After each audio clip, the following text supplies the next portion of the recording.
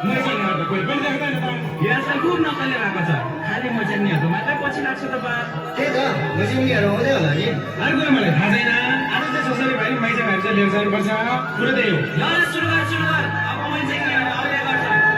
now त मेरो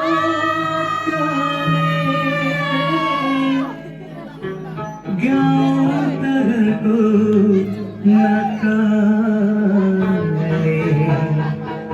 नक्कलीलाई मैलान्छु पकाइदेऊ है सबैले